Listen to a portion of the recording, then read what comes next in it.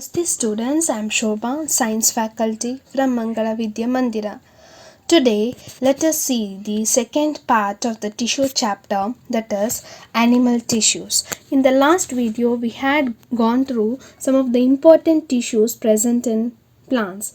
In this, we can learn about the tissues present in animals. Animal tissues are much more advanced or complex compared to the plant tissues because of the different complex functions performed by these animals. So, let us see the different types of animal tissues based on its functions and its location.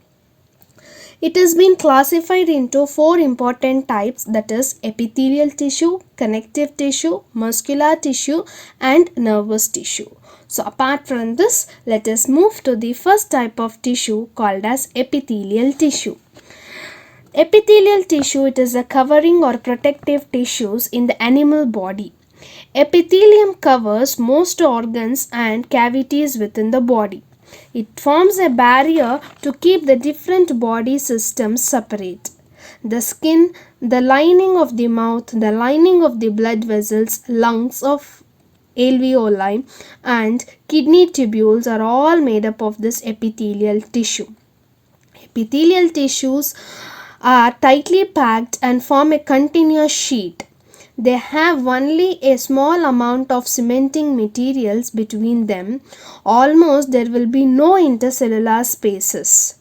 Obviously, anything which is entering or leaving the body must cross across at least one layer of this epithelium.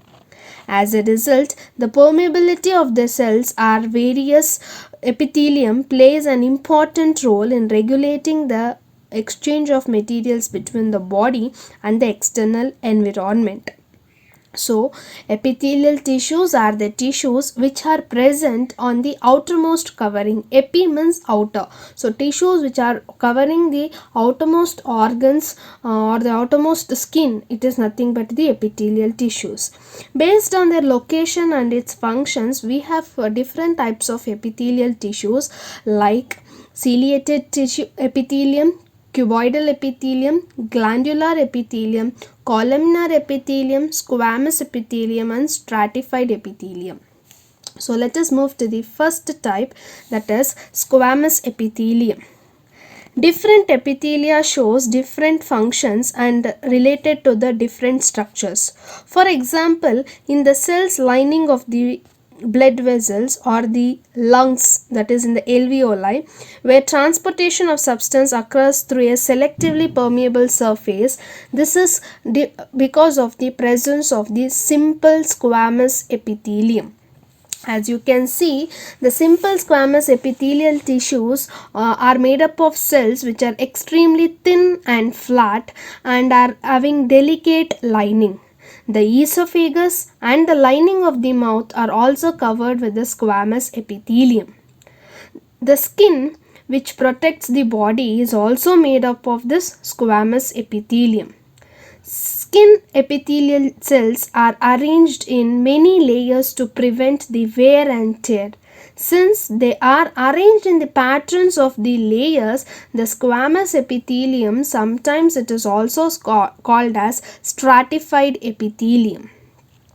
Now let us move to the second type, that is called as columnar epithelium. This columnar epithelium is being present in the inner lining of the intestine, and these are cells which is tall and this it is like just pillar like, hence it is called as columnar epithelium, which facilitates the movement across the epithelial barriers. So if this columnar epithelium is having cilia. Cilia is a thread-like structure, as you can see in the picture. In the respiratory tract, the columnar epithelial tissues also has cilia, which is an air-like projections on the outer surface of epithelial cells. These cilia can move and their movement pushes the mucus forward to clear it. This type of epithelium is called as ciliated epithelium. Next type is called as cuboidal epithelium. This is cube-like structures forming the inner lining of kidney tubules and the salivary gland ducts, where it provides the mechanical support. Epithelial cells often acquire additional specialization as gland cells, which can secrete some substances on the epithelial surface. Such type of multicellular cells will be called as glandular epithelium. So it is a modification of cuboidal epithelium only. So now we are going for the another type of epithelium tissue called as stratified epithelium. As I have discussed earlier, it is a type of squamous epithelium which is present in the mouth, esophagus and skin. Now we have completed the first type of animal tissue, that is epithelial tissue. Next we will move to the second type of tissue, which is called as connective tissue and its types. So as you can see, the tissue which helps to connect the organs and different parts of the body is called as connective tissues. So these connective tissues are of different types like bone, cartilage, the fluid connective tissue, that is the blood, adipose tissue, areolar tissues. So let us discuss each one of them in detail. The first one is cartilage. So the cartilage is nothing but, here the cells will be widely spaced and in between you will be having a cheesy textured matrix which is elastic and firm, which is mainly present on your ear lobe and the tip of the nose, where these tissues are very soft. This is called as cartilage. This is mainly made up of some proteins and sugars. This cartilage smoothens the bone surface at the joint and also is present in larynx and trachea, etc. We can fold this cartilage of the ears, but we can't bend the bones in the arms. This is because of this matrix, elastic matrix, which is present in between the cells. So the next one is the adipose tissue. So this adipose tissue, it is actually the fat storing tissue found below the skin between the internal organ. The cells of these tissues are filled with the fat globules, and the storage of the fats also acts as an insulator. So usually if this adipose tissue is more, then it will act as an insulator. It is a shock absorber. It will prevent our body from shocks, and also it prevents our body from the cold. The cells which is having this matrix. Next, it is nothing but the bone. An adult human body is having about 206 bones. The tissue that connects two bones is called as ligaments, and muscles that are adhered to these bones with another type of tissue is called as tendons. So as you can see in the picture, students, where actually this bones, that is ligaments and tendons, are there. That is the tissues which is very elastic, that is ligament. It has considerable strength. Ligaments contains very little matrix, but tendons connect muscles to bones is another type of connective tissue. These tendons are fibrous tissues with a great strength but limited flexibility. So this is about bone, which is another type of connective tissue.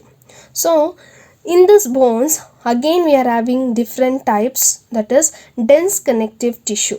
This dense connective tissue is nothing but ligaments and tendons. Together it is called as dense connective tissue, because here there will be more cells and little bit of matrix. So more cells means it is densely covered, hence it is called as dense connective tissue. Next, it is areolar tissue, which is also called as loose connective tissue. This areolar tissue is found between the skin and the muscles, found in blood vessels and the nerves and in the bone marrow. It fills the space inside the organs, supports the internal organ and helps in the repair of the tissue. This is about the areolar tissue, and also it is called as loose connective tissue.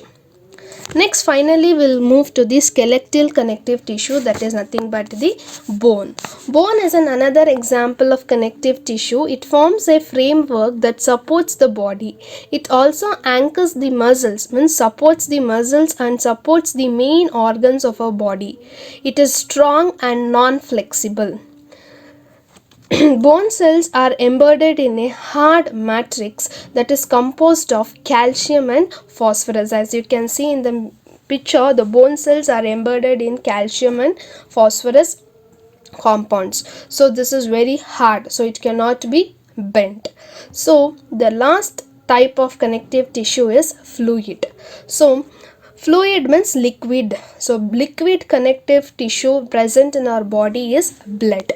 So it is having matrix called as plasma. Inside this plasma, we are having RBCs, that is red blood cells, white blood cells, and platelets are being present inside this plasma. The plasma contains proteins, salts, and hormones. Blood flows and transport gases like oxygen and carbon dioxide, digested food, hormones, and even waste materials from one part of the body to another part. So this covers our second type of tissue, that is connective tissue. So we have completed two types. First one is epithelial tissue, the second one is connective tissue. Let us now move to the third type of tissue, which is called as muscular tissue.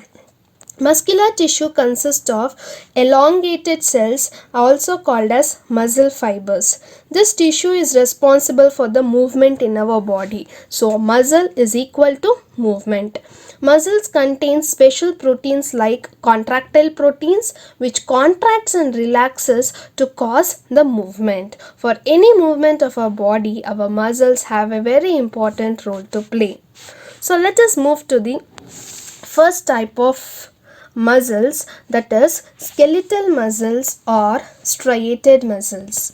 So the skeletal muscles, students, these are attached to our skeleton, hence it is called as skeletal muscles, and we control each and every movement of the skeletal muscles, hence they come under voluntary actions. So we can perform the function with the help of this skeletal muscles. And the skeletal muscles is also having another particular name called as striated muscles, because as you can see it under a closer pic, you can see this muscle show alternate light and dark bands, or which is called as striations, which has been made it to be called as striated muscles. The cells are also long. You can see it is long, the lengthwise it is long, and it is cylindrical in shape, and it is unbranched, there is no branching, and it is having multiple nucleus. You can see there are many nucleus in one cells. So this is all about the skeletal muscles. Now let us move to the another type, that is called as smooth muscles. The movement of the food in the alimentary canal or the contraction and relaxation of the blood vessels are all involuntary. So the smooth muscles are always involved in involuntary movements which cannot be controlled according to our will. So if you see it in a closer pic, you cannot see any strips or striations, hence it is called as smooth muscles. So smooth muscles are found in the iris of the eyes, in the uterus, and in the bronchi of the lungs. The cell shape is like an spindle shape. It is long and spindle shape where it is pointed at the end, and it is having one nucleus, that is why it is called uninucleate. And since they are not having striations, they are also called as unstriated muscles. So smooth muscles are called as unstriated muscles. Let us move to the third type of muscles, that is cardiac muscles. The muscles of the heart show rhythmic contraction and relaxation throughout life. These involuntary muscles are called as cardiac muscles. Cardiac muscles are cylindrical in shape, they are branched, and they are uninucleate. So let us compare the different types of muscles, where it is present, its action, its structure, and its cell shape. Very important, you might be asked question based on this differences along with the diagrams. So next let us move to the last type of tissue, that is called as nervous tissue. All cells possess the ability to respond to the stimuli. However, cells of nervous tissues are highly specialized for being stimulated and then transmitting the stimulated message rapidly from one place to another place within the body. This is mainly because of the brain, the spinal cord, and the nerve fibers, as you can see it in the picture. The cells of these tissues are called as nerve cells. So nerve cells, or it is called as neuron. So as you can see it in the picture, the neuron, it is consisting of cell body within which the nucleus and cytoplasm is present, from which a long thin hair like part arises. Usually each neuron has a single long part, and that long part is called as axon, and a short part at the end which is called as dendrite. An individual nerve cells is made up of a meter length, that is it is around a meter. Many nerve fibers bound together to form a complete nerve. So this is a neuron. Neuron is a cell body. Many neurons put together to form a nerve. So there are two types of neuron, students, depending upon the function it performs. One is called as sensory neuron, other one is called as motor neuron. Sensory neuron transfers the signals from a sense to the brain. That is, if you touch any hot substance, immediately the message goes from our fingertips to the brain.